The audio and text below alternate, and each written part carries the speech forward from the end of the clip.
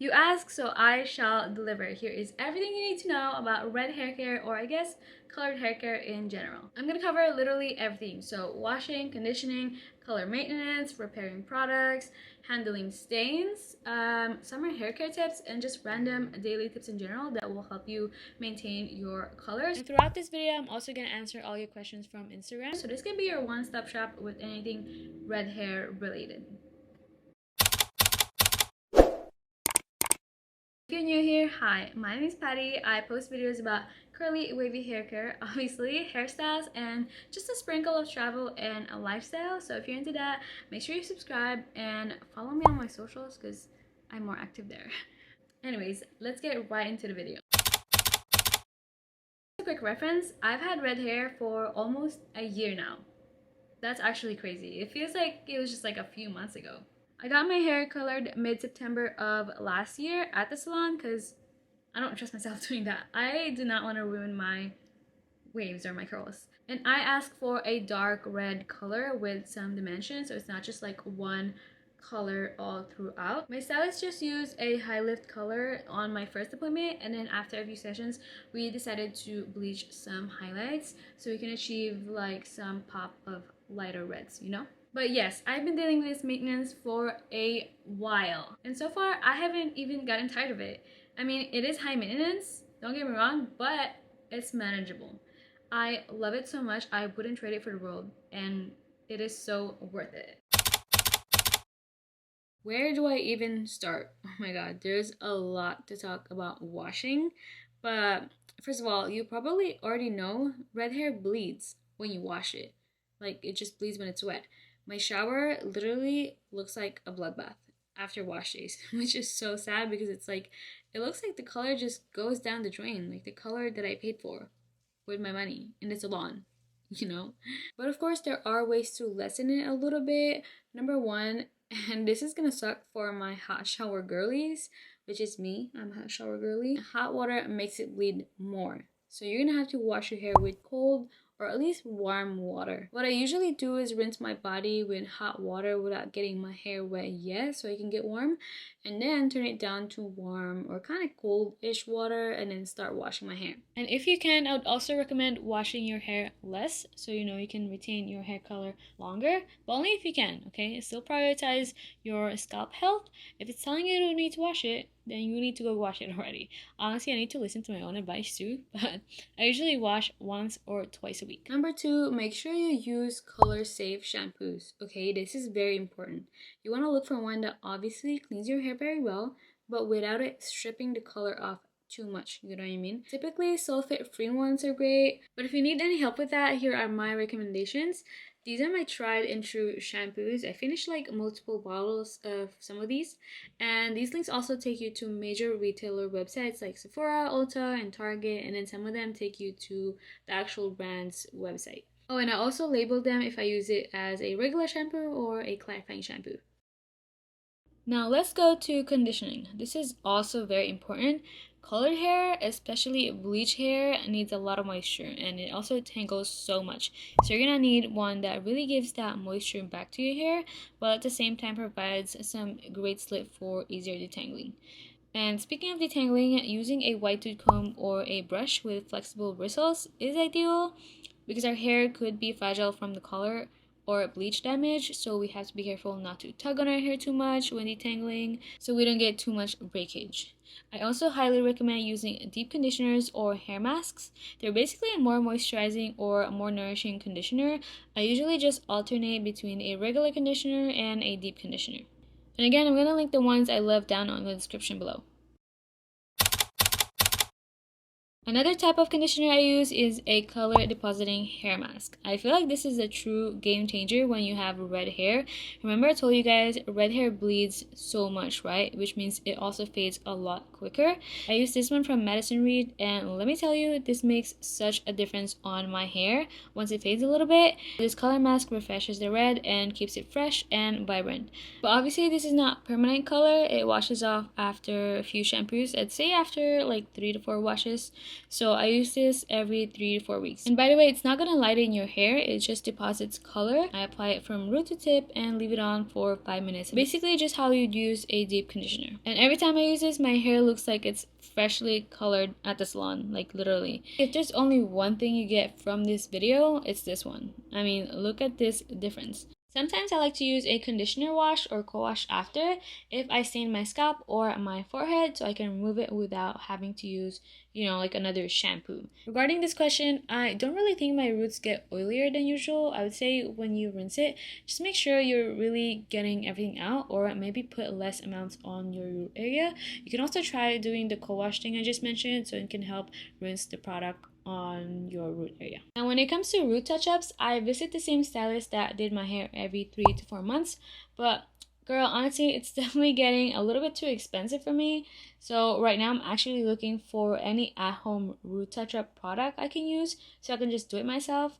I'm just honestly scared of doing it myself and then end up damaging my hair, so I haven't really tried any. If you have any recommendations, please let us know. Put us all on, because I don't think I can keep going to the salon that often. And I think I definitely want to keep my hair red for a long time, so I need your help. So we all know that coloring, especially bleaching, causes damage to our hair, right? So we really have to make it a priority to use some type of bond building or repairing treatments on our hair to keep our hair healthy, because we don't want to lose our hair or our curls or waves to damage ever again, right? I'm gonna use the Olaplex number 3 today. I feel like this is an OG of bond building treatments. If you know, you know. I've been using this for a long time, since I started taking care of my hair. But let me just section my hair and then re-wet it, because you do use this on damp hair.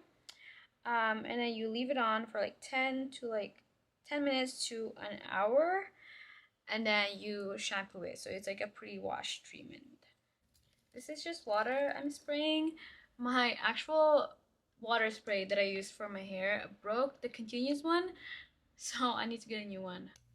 Now I'm just gonna apply some Olaplex. I use like a lot. I'm very generous about it, because that's what it says, use a generous amount. But yeah, I like to use other ones too, other bond building repairing products. I like to use the K18 leave-in hair mask, the Curlsmith Bond Curl Rehab Salve, and also the Twist Strengthen the Bond. That one's more of like a deep conditioner. But yeah, I alternate between all of those, and I do it at least twice a month. I actually have a detailed comparison post about all of those, so if you want to get into the details of it, if you want to know which one would be the best for you, go to that post. I'm gonna link it somewhere here. All done. Now I just have to wait like 45 to an hour. After that, you can just wash it off and continue on with your normal wash day routine. And honestly, whenever I use treatments, I literally see a visible difference on my hair. Like, it just looks so much healthier, bouncier, and just overall stronger. Now, another thing you can try is using styling products with repairing or strengthening benefits, because why not? It styles your hair and it strengthens it too. Yes, we need that. I actually tried this bond building styling cream recently and it worked out perfectly. If you want to see the results, I posted them on my Instagram or my TikTok. It bleeds when it's wet, so obviously it stains when it's wet. And this is probably the most annoying part of having red hair. It stains literally every single thing. But don't worry, it only does while it's wet. I never sleep with my hair wet, and this is my pillowcase. You can see a little bit of red, but it comes off when you wash it. Anyways, here are some tips for handling stains. You want to use a designated hair towel or robe if you like wearing robes like me, and choose a dark one too, so that even if it stains, it's only that one thing that's stained. You know what I mean? But either way, I'd say it usually comes off like 95% of the time when I wash them. So what I do is, before throwing it in the washer, I hand wash it first and just try to get rid of as much as I can so it doesn't affect my other clothes in there.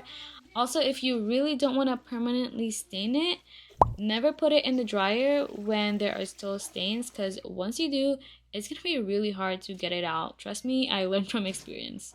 And when it comes to brushes, whenever I clean them, I use an old shampoo I don't use anymore. And then I like to get into the nooks and crannies with an old eyebrow brush. It's honestly perfect for it. Now, some other things to keep in mind: if you sweat a lot, like for example while working out, wear dark clothing just in case it drips down your neck and it stains, you know? And also, if you're traveling and you don't want to stain hotel or Airbnb towels, bring your own hair towels. I know this is annoying too because towels can be bulky and take up a lot of space in your luggage, but I highly recommend this one from The Perfect Hair Care. It's a microfiber towel and it's super duper ultra fine. Like, I wish you can feel it. It's super smooth and compact, which is perfect for traveling. But this is also what I use at home on a regular basis because it's just that good, you know? Speaking of traveling, I know summer just passed, but if you still have plans on going swimming, just know that chlorine fades hair color faster, not just red hair, but any hair color in general. I usually just don't dip my head in the pool and just tie my hair up.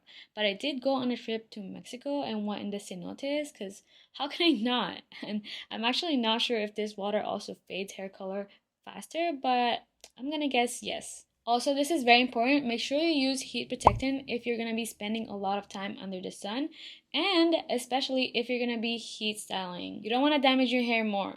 Okay, I know all that sounds scary and a lot of work, but honestly, I promise you it's really not that bad. It's not that bad. Once you get used to it, you're set. It's hard in the beginning because you're adding more stuff in your routine, doing all these things, but like I said, when you get used to it, you're good. And like with the stains and the bleeding, it's really only a lot in the beginning and when it's like freshly colored. But like I said, I've been on this for a year now and I definitely noticed there's much less bleeding and stains. So don't be too scared of that. Oh, and I also say that with red hair color, it's really hard for your hair to retain the red at the start, but once it sticks, it really sticks on your hair. So you probably have to refresh it less often, retouch the red less often, and it would take a lot more to fade and to even get it out. So keep that in mind if you're planning on doing a different hair color after, because it's gonna be a hard switch. And to answer this question, no, people didn't really treat me differently. If anything, people just notice me or my hair more because, you know, obviously it kind of stands out, especially under the sun when it's more like super red and vibrant. Sometimes people have actually come up to me and was like, oh my god, your hair's so pretty. Oh my god, I love your hair. And I get to be like, oh my god, thank you. I'm kidding. I'm kidding. I'm kidding. I'm kidding. I don't act like that. I'm not weird like that. Anyways, I hope this video is helpful to anyone who is in their spicy red hair era. You know, I try to fit as much as I can. Try to fit everything that I've learned so far. But if you have any other questions or if you have other tips yourself, let us know. Leave a comment down below because we need all the tips we can get. Okay, don't forget to like this video and subscribe so you don't miss my next video. Okay, bye!